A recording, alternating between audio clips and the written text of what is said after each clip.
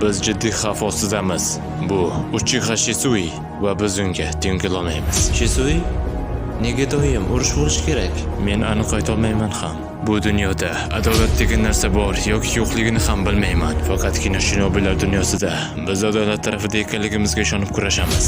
Agar dushman ham xuddi shunday deb o'ylasa, qo'zg'olon Uchihalar orasida kuchaygan. Davlat to'ntarishi. Uchihalar qishloqdan norozi bo'lib bormoqda. Agar qishloq o'zgarmasa, Uchihalar qarab o'tirmaydi. Agar qishloq o'zgarsa, Uchihalar tinchlanadi. Agar o'zgarmasa, Uchihalar tinchlanishmaydi. Ikkala tomon ham bir-biriga xiyonat qildi. Vaziyat borgan sari yomonlashyapti. Men klan sxemalari yo'q bo'lishiga yo'l qo'ya olmayman. Nima bo'lishidan qat'iy nazar, qo'zg'olon hali ham davom etyapti. Rejang qanday, Shisui?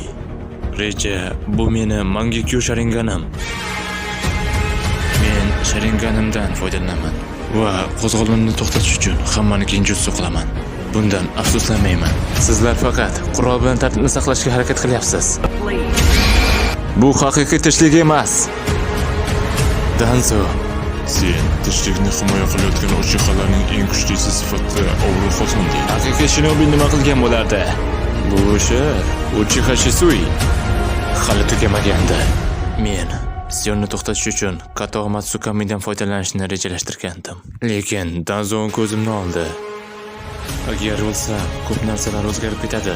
Sen meni eng yaqin do'stimsan. Qishloqni va Uchihalar nomini himoya qiladigan yagona odamsan. Agar meni haqiqiy do'stim bo'lsang, meni to'xtatishga urinmaydi. Shisui, sizlar arzimaydigan narsalarga e'tiboringizni qaratib, eng muhimini unutinglar. Bu bizni imkoniyatlarimizni cheklaydi va o'zimiz tushunmaydigan narsadan qo'rqishga olib keladi. Men hammasidan to'ydim. Bu ayanchli rejadan umidim qolmadi. Bu razolat maskani o'zgarishga qodir emas.